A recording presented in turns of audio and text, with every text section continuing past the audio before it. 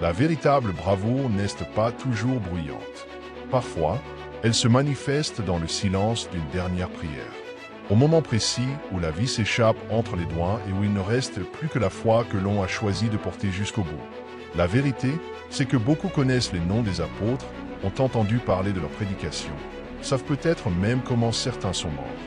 Mais rares sont ceux qui connaissent les derniers souhaits de ces hommes qui, même face à la torture, ont choisi la voie du pardon, de la foi inébranlable et de l'amour du prochain. Chacun d'eux n'a pas seulement laissé des paroles, mais de puissants témoignages des semences qui continuent de germer encore aujourd'hui. Et c'est précisément de cela que nous allons parler maintenant. Préparez-vous à découvrir des révélations dont presque personne ne parle, les dernières volontés de chacun des apôtres avant de quitter ce monde. Des histoires qui vont vous bouleverser, remettre en question vos croyances et peut-être raviver votre propre mission de vie. Peu de choses en disent autant sur une personne que la manière dont elle affronte la souffrance. Dans le cas des apôtres, chaque moment de douleur a été vécu comme un acte ultime de prédication chrétienne. Pierre, par exemple, face à la crucifixion, n'a pas supplié pour sa vie. Au contraire, il a demandé à être crucifié la tête en bas, affirmant qu'il n'était pas digne de mourir comme Jésus. Ce n'était pas simplement un martyr, mais le témoignage d'une foi inébranlable. Le courage de ces hommes n'est pas né du hasard. Il s'est forgé au fil des années, à travers la proximité avec le Christ, les miracles vécus, les enseignements entendus, l'expérience directe de la mission apostolique. Jacques, condamné à la décapitation, a même surpris ses bourreaux face à sa sentence. Il a embrassé son exécuteur et lui a accordé son pardon. Un geste infiniment plus fort que n'importe quel discours. Cette foi, préservée même sous la torture, est une invitation à réfléchir à ce que signifie réellement suivre le Christ. Et que dire de Jean, qui a survécu à une tentative brutale d'assassinat? Plongé dans une cuve d'huile bouillante, il en est ressorti vivant un miracle, selon beaucoup. Exilé ensuite sur l'île de Patmos, il a continué à prêcher l'Évangile et à écrire sur l'amour du prochain. Le courage des apôtres face à la persécution religieuse n'était pas l'absence de peur, mais le choix. Le choix de rester ferme, même quand le prix à payer était leur propre vie. Les dernières volontés des apôtres n'étaient pas de simples mots lancés dans le vide. Elles étaient des déclarations profondes, chargées de symbolisme, qui résumaient toute leur foi et leur mission.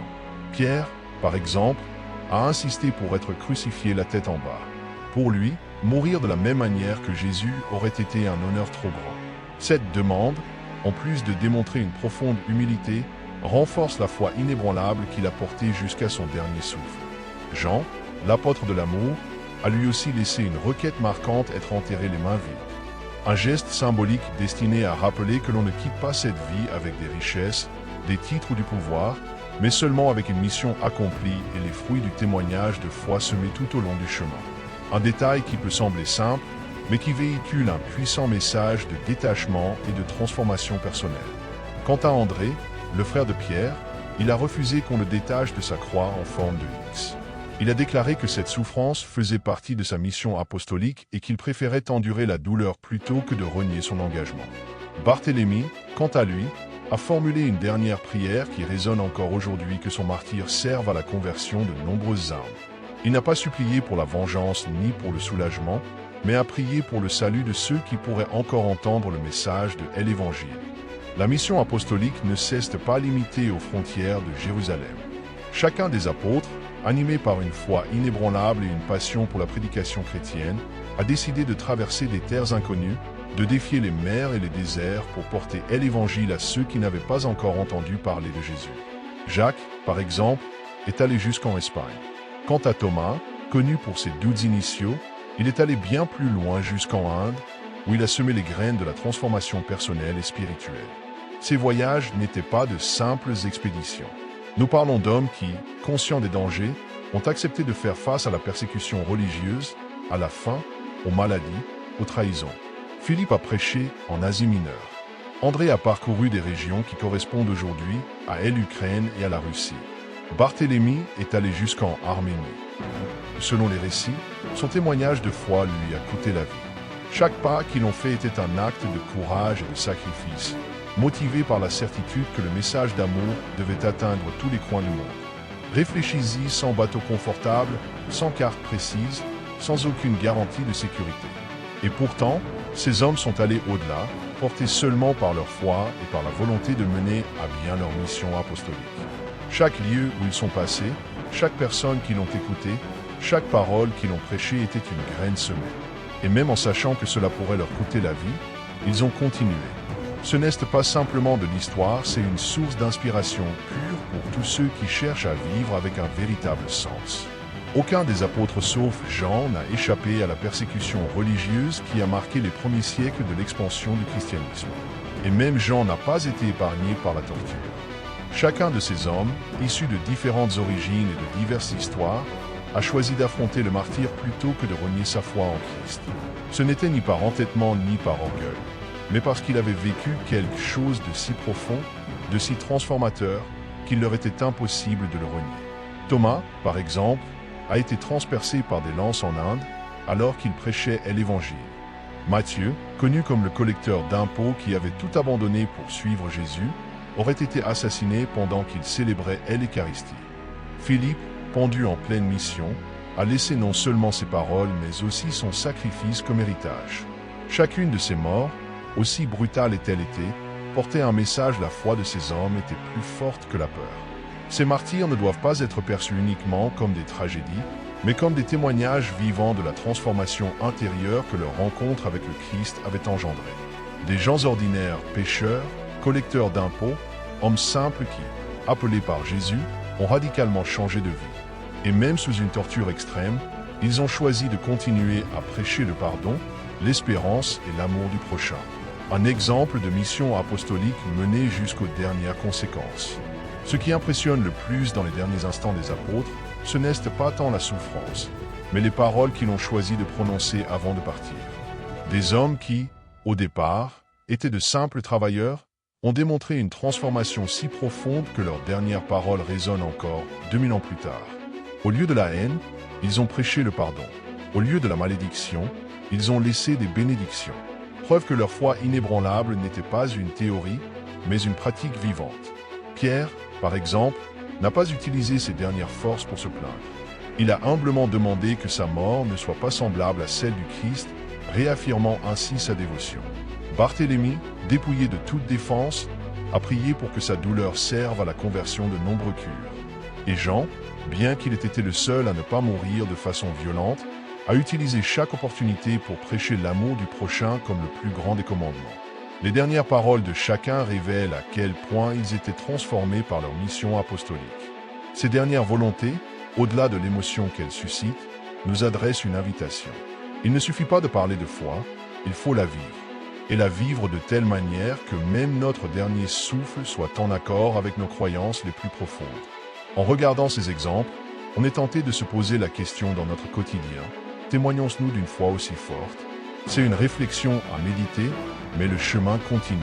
En contemplant l'histoire des apôtres, un détail retient l'attention parmi les 2 choisis, 11 ont subi un martyre brutal. Seul Jean est mort de cause naturelle, après avoir survécu à plusieurs tentatives d'exécution. Cela en dit long sur la force du témoignage de ces hommes. Ils connaissaient le prix de leur mission apostolique, mais ils n'ont pas reculé. Ils ont choisi le chemin du sacrifice, conscients que l'Évangile devait être annoncé. Chaque mort, chaque acte de bravoure face à la persécution religieuse renforce l'authenticité de la transformation qu'ils ont vécue auprès du Christ. Il ne s'agissait pas de fanatisme aveugle, mais d'une conviction profonde. Ils ne sont pas allés au martyre parce qu'ils y étaient contraints. Ils y sont allés parce qu'ils croyaient tellement en ce message d'amour et de pardon qu'il leur était préférable de mourir que de le renier. C'est cela qui rend cet héritage si puissant encore aujourd'hui. Et voici un point intéressant. Jean, bien qu'il n'ait pas connu une mort violente, a peut-être vécu une autre forme de martyre, celle de rester, de porter la mémoire des autres, de continuer la mission jusqu'à la fin de sa vie. À Patmos, isolé, il a écrit l'Apocalypse, prouvant une fois de plus que la mission apostolique ne se termine pas tant qu'il reste du souffle dans les poumons. C'est comme si chacun d'eux avait dit: ma vie est entre les mains de Dieu, et c'est cela qui compte. La mission des apôtres n'a pas été limitée à une seule région. Dès le départ, ils ont compris que le message chrétien devait franchir les frontières, atteindre d'autres peuples, toucher d'autres cœurs. Ainsi, chacun a pris une direction différente, affrontant des dangers et des défis qui auraient semblé impossibles à beaucoup. Philippe est allé jusqu'en Asie mineure, Thomas a prêché en Inde, Barthélemy a porté l'Évangile jusqu'en Arménie. Et cela ne s'arrête pas là. André a traversé des territoires correspondant aujourd'hui à l'Ukraine et à la Russie. Simon le Zélote serait allé jusqu'en Perse. Jules Thaddée aurait également prêché dans cette région, voire jusqu'en Mésopotamie, selon certaines traditions. Cette expansion du christianisme, dès les premiers siècles, témoignait déjà de la force de la foi de ces hommes. Ils n'avaient aucune garantie de sécurité, ignoraient s'ils reviendraient vivants, mais ils avaient la certitude de remplir une mission plus grande qu'eux-mêmes. Imaginez pas d'internet, pas d'avion, pas de traducteur. Seulement le courage, la foi et la conviction profonde qu'ils devaient partager la parole de Jésus. Cette expansion mondiale, née de ce petit groupe d'hommes, prouve qu'une idée, portée par une passion authentique, peut traverser les océans et les siècles. Et le plus beau, c'est que chaque lieu où ils sont passés conserve encore aujourd'hui la trace de cette transformation qu'ils l'ont semée. Lorsqu'on pense à la mission apostolique des apôtres, on pourrait croire que tout cela s'est passé en quelques années, mais la réalité, c'est que beaucoup d'entre eux ont consacré plus de 2 décennies à la prédication chrétienne. Ce n'était pas une aventure de courte durée. C'était un choix de vie. Des années passées à traverser des terres hostiles, à apprendre de nouvelles langues, à s'adapter à d'autres cultures, tout cela pour porter le message d'amour et de transformation intérieure. Imaginez vivre aussi longtemps sous la menace constante de la persécution religieuse. N'importe qui aurait pu, à un moment donné, abandonner. Mais ils ont persévéré. Philippe, par exemple, a prêché pendant des décennies avant d'être martyrisé. André aussi. Chaque voyage, chaque conversation, chaque sermon dans les places publiques, les villages, les marchés, était une occasion de témoigner de cette foi inébranlable. Et même quand les résultats semblaient faibles, ils ont continué. Cela nous laisse une leçon puissante. Le véritable impact ne vient pas de ce que l'on fait dans l'impulsion du moment, mais de ce que l'on construit avec persévérance, même lorsque personne n'applaudit. Plus de 20 ans de sacrifices, de semences souvent plantées sans même pouvoir voir leur floraison. Et c'est précisément ce type de dévouement qui nous invite à réfléchir jusqu'au sommet, nous prêts à aller pour la mission en laquelle nous croyons. Maintenant que vous connaissez les dernières volontés des apôtres, il est impossible de regarder ces histoires de la même manière. Ce ne sont pas simplement des récits anciens, ni de simples morts tragiques. Ce sont des actes pleinement conscients d'abandon total, des témoignages vivants d'une foi qui ne fléchit pas, des cures qui, jusqu'au dernier souffle, ont choisi de pardonner, d'aimer et de rester fidèles à la mission apostolique qu'ils avaient embrassée. Chaque mot, chaque geste, chaque prière prononcée par ces hommes au seuil de la mort révèle une vérité profonde. La véritable transformation intérieure se produit lorsque la foi cesse d'être une théorie pour devenir une pratique quotidienne. Lorsque la prédication chrétienne n'est pas seulement un discours, mais une attitude de vie. Ils ne cherchaient ni reconnaissance, ni richesse, ni confort.